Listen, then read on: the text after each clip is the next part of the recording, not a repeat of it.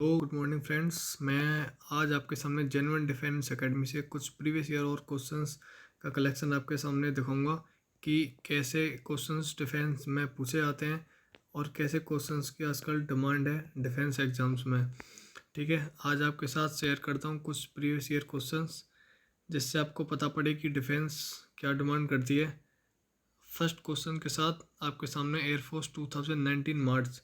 इसमें क्या बोला? फर्स्ट क्वेश्चन, 100 हर्ट्ज आवृत्ति के प्रकाश की तरंग दैर्घ्य कितनी होगी? What is the wavelength of frequency 100 hertz. ठीक है, इस क्वेश्चन को हम कैसे करेंगे देखना होगा ज़रा।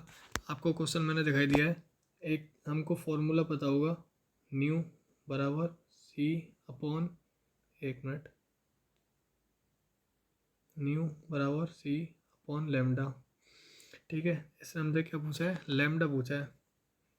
लेमडा बराबर सी अपॉन न्यू। यहाँ से मैं इरेज करूँगा और फिर से आपको डायरेक्ट लेमडा बराबर सी अपॉन न्यू आया था ना। सी की वैल्यू कितनी होती है? 3 × 10⁸ मीटर पर सेकेंड। न्यू इसने कितना दिया है? 100 हर्ट्ज। कितना आएगा?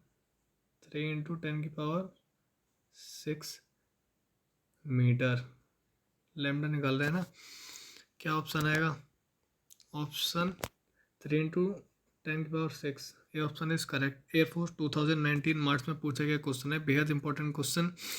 और आप कल आपको 2020 में जो मेरी शिफ्ट में आया था क्वेश्चन वो आपको कराऊंगा same as it is question, केवल बस हल्की सी लैंग्वेज चेंज थी, एक लाइन का क्वेश्चन भी नहीं था। ठीक है, नेक्स्ट क्वेश्चन की ओर बताएं। गोलीय कोष के केंद्र पर गुरुत्वीय क्षेत्र की तीव्रता कितनी होती है? ये गोलीय कोष, ठीक है। इसके अंदर की अगर मैं आपके सामने बात करूँ ना, हमेशा ध्यान रखना, एक सर्कुलर कोई भी ऑब्जेक्ट है, ठीक है, उसके अंदर गुरुत्वीय क्षेत्र की तीव्रता ई की मैं आपके सामने बात करूँ तो हमेशा 0 होगा। शून्य हमेशा याद रखना, मोस्ट इंपॉर्टेंट क्वेश्चन है। नेवी 2 से 3 बार रिपीट कर चुकी है। 2018 और 19 में लगातार 2 क्वेश्चन कैसे आया था वो आपको मैं दिखाता हूँ। ई की वैल्यू होती है 0 गोलीय कोष के अंदर, और 2020 में क्या आया था क्वेश्चन की वी गोलीय कोष के अंदर केंद्र पर गुरुत्वीय क्षेत्र की तीव्रता ई बराबर 0 और गुरुत्वीय विभव का मान क्या होता है? ऑप्शन में आया था नियत या शून्य, शून्य या नियत, या मे बी और मे नॉट बी, या डी ऑप्शन में नन ऑफ दीज। वी की वैल्यू हमेशा ध्यान रखना नियत रहती है, यानी कांस्टेंट रहती है, constant. Okay, direct property based है भाई क्वेश्चन। क्या बताया? किसी भी गोलीय कोष के अंदर गुरुत्वीय क्षेत्र की तीव्रता शून्य होती है तथा गुरुत्वीय विभव का मान नियत रहता है। हमेशा गांठ बांध के डाल लो। आज के अलावा कभी भी डिफेंस, एनडीए, एयरफोर्स, नेवी में रिपीट करेगा तो गलत नहीं करोगे। ठीक है, नेक्स्ट क्वेश्चन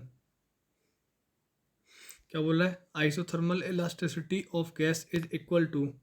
भाई ये तो बहुत ही बढ़िया क्वेश्चन डिफेंस एग्जाम ने पूछा था, इतना एक्सपेक्ट नहीं करते, बट फिर भी डिफेंस ने पूछा तो इसकी हम कदर करेंगे और क्वेश्चन को हम जरूर सॉल्व करेंगे। क्या इसने बोला है हमसे, रुद्धोष्म में प्रत्यास्थता बराबर होती है। यार आपने एक फॉर्मूला पढ़ा होगा कि E phi upon E theta equals to C P upon C V equals to 1+2/f। अब यहाँ पे सी पी तो आपको पता ही है और सी वी, दोनों चीज़ आपको क्वांटिटी पता हुई अगर आपने थोड़ी बहुत थर्मोडायनामिक पढ़ी है। एफ आपको बता देता हूँ, यह डिग्री ऑफ फ्रीडम यानी स्वतंत्रता की कोटि, यानी एक परमाणु के लिए अलग होती है, दो परमाणु के लिए अलग होती है और त्रिपरमाणु के लिए अलग होती है। 3, 5, 6 ऑर्डर याद कर लेना जरूर, से एक क्वेश्चन आपके एग्जाम में मिलेगा गारंटी के साथ। ठीक है, अब आपके सामने मैं एक और चीज़ सामने रखता हूँ। यहाँ से मैं, इसने हमसे वैल्यू क्या पूछी है? वैल्यू पूछी है रुद्धोष्म प्रत्यास्थता की, यानी ई फाई की वैल्यू उसने हमसे पूछी है। तो हमेशा ध्यान रखना, एक मिनट, ई फाई की बात करूँ तो हमेशा गामा इंटू पी के इक्वल होती है, गामा इंटू पी के इक्वल होती है। रुद्धोष्म प्रत्यास्थता की बात करी है अभी मैंने। और अगर मैं फिर से बात करूँ कि अगर क्वेश्चन में इसने आइसोथर्मल लिखा है और हिंदी में है रूट 2 में प्रत्यास्थता यानी एडियाबेटिक। लेकिन मैं यहाँ पे मान के चल रहा हूँ रूट 2 में प्रत्यास्थता यानी एडियाबेटिक के लिए मैं आपको बता देता हूँ गामा पी। और आइसोथर्मल की ये बात करता है ना, तो हमेशा ध्यान रखना ई थीटा बराबर खाली पी के इक्वल होता है, नहीं प्रेशर के ऊपर।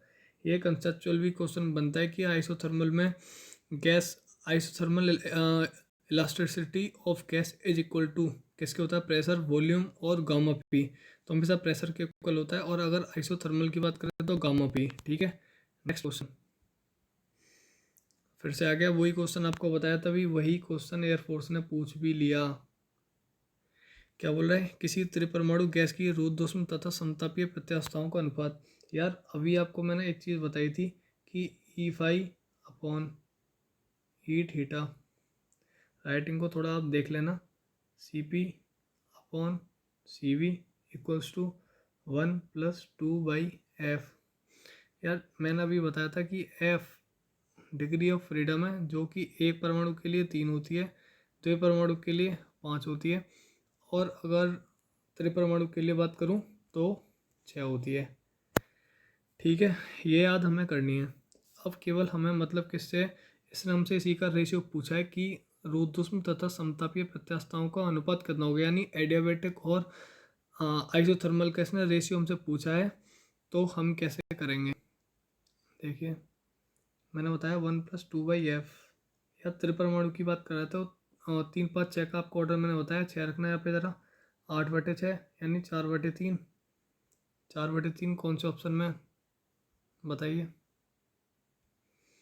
ये ऑप्शन इज करेक्ट। ठीक है, एयरफोर्स 2018 का क्वेश्चन है वो, और बेहद इंपॉर्टेंट क्वेश्चन है, प्यारा क्वेश्चन नेवी का, जो कि हमेशा रिपीट करती है नेवी। नेक्स्ट क्वेश्चन, एक वस्तु का भार पृथ्वी की सतह पर 500 न्यूटन है, पृथ्वी सतह से आधी गहराई पर इसका भार वर्तमान का कितना होगा। बहुत ही बढ़िया क्वेश्चन कहूँगा यार इसको, कि ऐसे ही क्वेश्चन आने चाहिए, क्योंकि पिछली बार का भी जो आपका इंटेक ख़त्म हुआ है, इसमें काफ़ी लो लेवल की फिजिक्स थी, जो कि मैं एक्सपेक्ट नहीं कर रहा था खुद ही।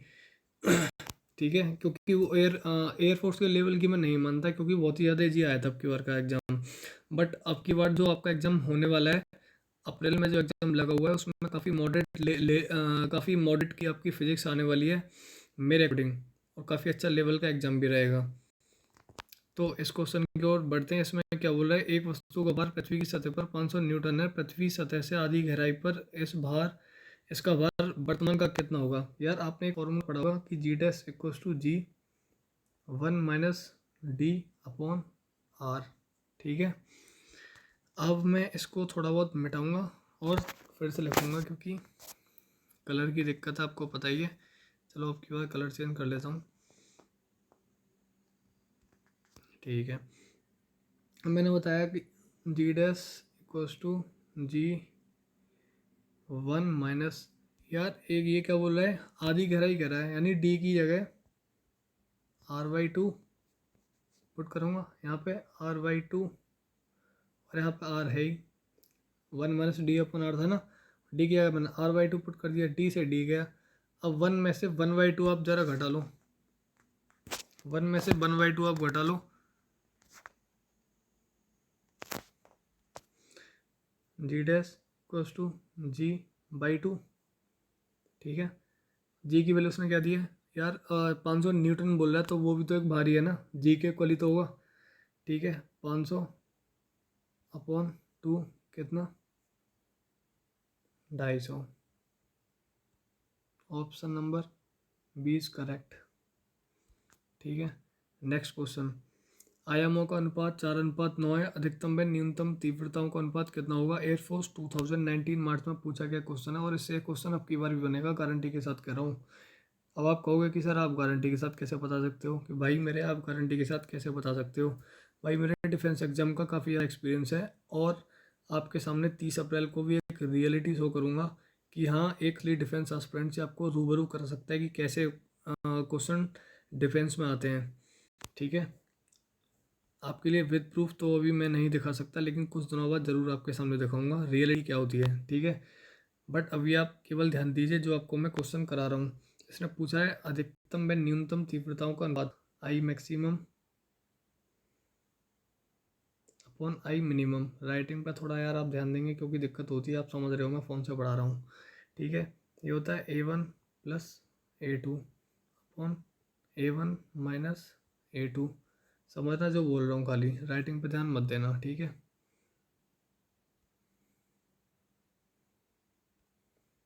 मैंने क्या बोला, A1 plus A2 upon A1 minus A2 का whole square. A1 plus A2 करना,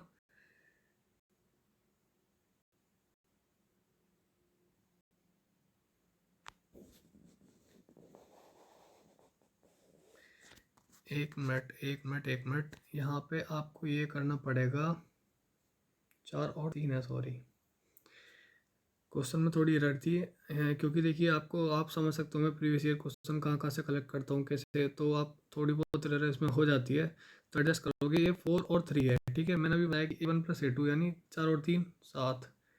A1 माइनस A2 कितना हुआ, 4 में से 3 गया 1 का होल स्क्वायर, यानी 7 2 से तोड़ें 4 7 7, ठीक है। तो क्या आंसर होगा इसका, सी आंसर हो जाएगा, सी आंसर हो जाएगा, ठीक है। मैंने क्या होता है, I max upon I minimum A1 plus A2 upon A1 minus A2 का होल स्क्वायर होता है। यहाँ से डायरेक्ट हो जाएगा ख़त्म, क्वेश्चन सॉल्व भी करने की नहीं थी ज़रूरत। मौखिक ओरली। निम्न में से कौन सा पथ पर निर्भर नहीं है, मेरी शिफ्ट का क्वेश्चन है, अब की बार का ही मोस्ट इंपॉर्टेंट क्वेश्चन कहेंगे थर्मोडायनामिक्स से, क्योंकि बच्चे ऐसे क्वेश्चंस को हमेशा ऑप्शन से उलझते हैं और गलत कर बैठते हैं। क्या बोल रहा है कि विच quantity does not depend on path. भाई मेरे ए आंसर होगा इसका। सर जी आपने कैसे बता दिया ए आंसर होगा, अब वो भी इतनी जल्दी टिक करके क्यों। भाई मेरे को पता है कि टेम्परेचर क्या है, हमेशा डिपेंड करती है यू पर। यू क्या है, इंटरनल एनर्जी यानी आंतरिक ऊर्जा। हमेशा इंटरनल एनर्जी यूनिक फंक्शन है, ध्यान रखोगे, यूनिक फंक्शन है जो कि स्टेट फंक्शन है।